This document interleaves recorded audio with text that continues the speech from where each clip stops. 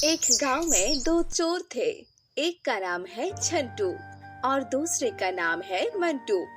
दोनों चोर रोज रात होते तो लोगों के घर से जूते चुराते थे। ऐसे ही एक दिन, अरे अरे, आज रात किसका घर जाऊंगी बंटू? अरे अरे, तू पता नहीं लगा सकती है क्या किसकी घर में महंगे जूते हैं?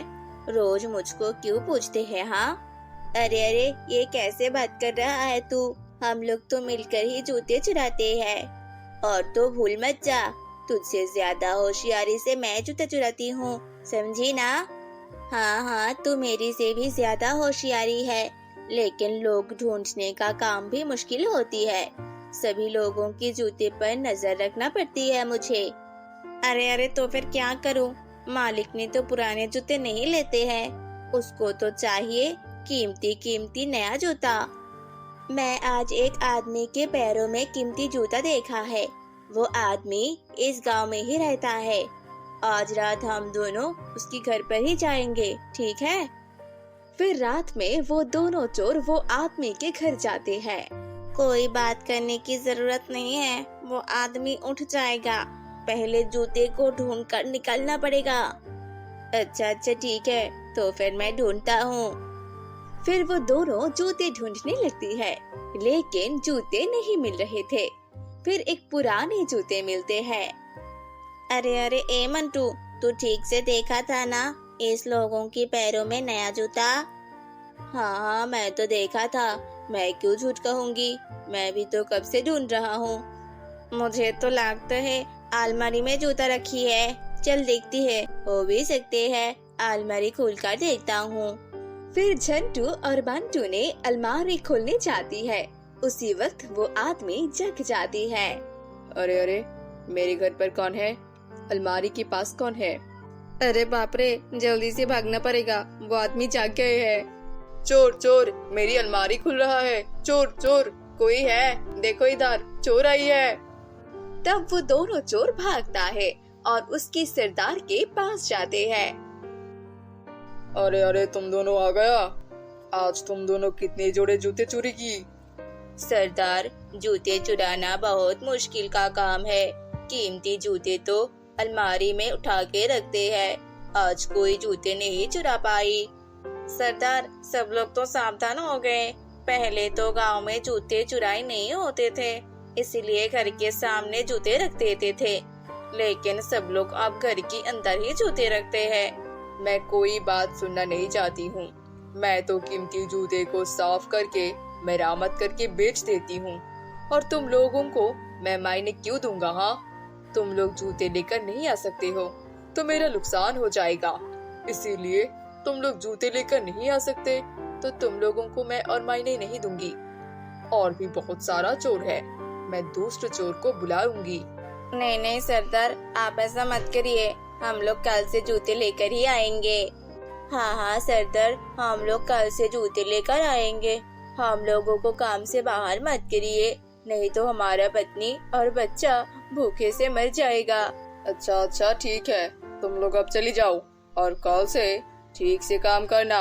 फिर दोनों चोर घर पर चला जाता है। उस गांव में एक लड़की थी, उसका नाम था मोहना। मोहना की एक सौतेली माँ थी और मोहना के पिता भी मोहना को पसंद नहीं करते थे।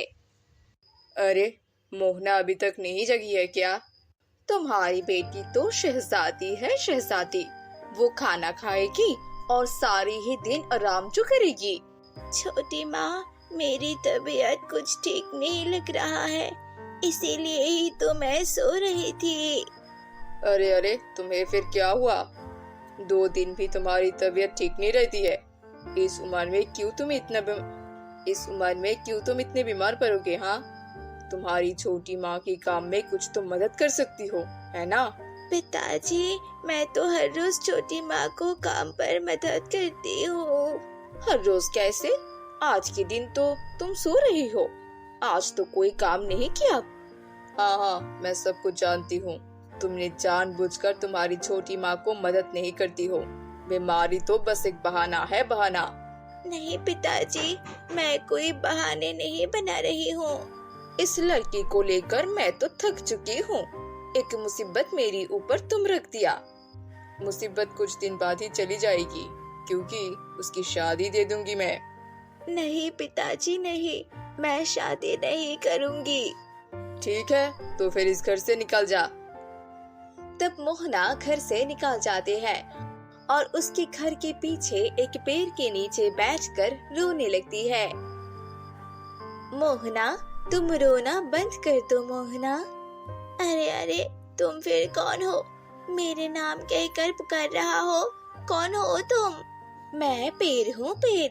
तुम जिसके नीचे बैठे हो ना, मैं उसी पेड़ हूँ। अरे वाह पेड़, तुम बातें कैसे कर रहा हो? मैं तो सबके साथ बात नहीं करती हूँ मोहना। तुम बहुत दुखी हो, इसीलिए मैं तुमसे बातें कर रहा हूँ। हाँ पेड़, मैं बहुत दुखी हूँ, मुझे कोई भी प्यार नहीं करती है। तुम बिल्कुल भी चिंता मत करो, मैं तुम्हारे पास हूँ। तुम बहुत अच्छे हो पेड़, बहुत ज्यादा अच्छे हो। मैं तुमको एक जोड़े जूते देती हूँ। तुम वो जूते पहनने से तुम जो मांगोगे ना, वो सब कुछ तुम्हें मिल जाएगी। अरे वाह पेड़, तुम सच कह रही हो क्या? हाँ हाँ, मैं सच कह रहा हूँ। तुम ये जूते लेकर घर पर चली जाओ, ठीक है? तब मोहना घर पर चली जाती है और उसकी सौतेली माँ कहती है, सुनो मोहना, तुम्हारे पिता को बहुत काम है, वो काम पर चली गई है। तुम जाकर बाजार लेके आओ, घर में सब्जियां नहीं है, समझी ना? ठीक है छोटी माँ, मैं अभी जाती हूँ। फिर मोहना वो जूते पहनते हैं और जूते को कहती है, हे जूते, तुम मुझे बाजार में लेके जाओ। ठीक है, मैं अभी ले जाती हूँ। तब वो जूते मोहना को बाजार में ले जाती है और बाजार करके घर लौटने के समय मोहना देखती है एक गाय तड़प रही है, सिर्फ पानी के लिए। अरे अरे, ये क्या? इस गाय की तो बहुत ज्यादा प्यास लगी है। हे जूते, गाय की प्यास बुझा दो। ठीक है, मैं अभी जादू से गाय को पानी खिलाती हूँ। तब जूते गाय को पानी खिला देती है और ये सब कुछ मंटू चोर ने देखती है। फिर जल्दी से झंटू के पास जाकर सब कुछ बताते हैं। तो सच कह रहा है क्या? ये भी हो सकती है। हाँ हाँ, मैं अपनी आँखों से देखा है। अच्छा अच्छा ठीक है, आज ही उस लड़की के घर से वो जूते चुराएंगे। बहुत कीमत होगी उस जूते की, जादुई जूते हैं। सरदार देखेगी तो बहुत खुश हो जाएगा। अरे अरे, इस जादू जूते हम सरदार को क्यों दूंगी? इस जादू जूते से हम लोग ही अमीर हो जाएंगे, समझी ना? फिर रात में झंटू और मंटू मोहना के घर जाते हैं और वो जूते उस लोगों को मिल जाती है। फिर दो चोर जादुई जूते चुरा कर बहुत ज्यादा खुश हो जाती है और घर की तरफ जाने लगती है। उसी वक्त जादुई जूते उस दोनों चोर को जादुई पेड़ में बंद कर लेती है। तुम लोग चोर हो चोर, और तुम्हारी बात मैं कभी नहीं सुनूंगी। तुम लोग सुबह हो जाए तो गांव वालों को अपनी गलती के लिए माफी मांगोगे और कभी किसी के जूते नहीं चुराओगे। तुम लोग फिर से जूते चुराओगी तो मैं तुम लोगों को इस पेड़ पर ही बंद कर रखूंगी। कोई तुमको बचा नहीं सकेंगे, समझे ना? हम लोग कभी और जूते नहीं चुराएंगे, हम दोनों को छोड़ दो, प्लीज छोड़ दो। पहले तुम लोग सभी लोगों से माफी मांगो। झंटू और मंटू को पेड़ से कोई बंद करके रखी है। तब झंटू और मंटू अपनी गलती सभी लोगों से कहते हैं और माफी मांगते हैं।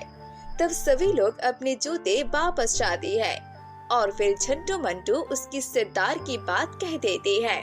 फिर गांव वालों सरदार के पास जाते हैं और सरदार को मारकर सभी अपने अपने जूते लेकर आती है। ऐसे ही वो गांव वाले जूते चोर के हाथों से बच जाती है और खुशी से अपना अपना जीवन बिताने लगती है।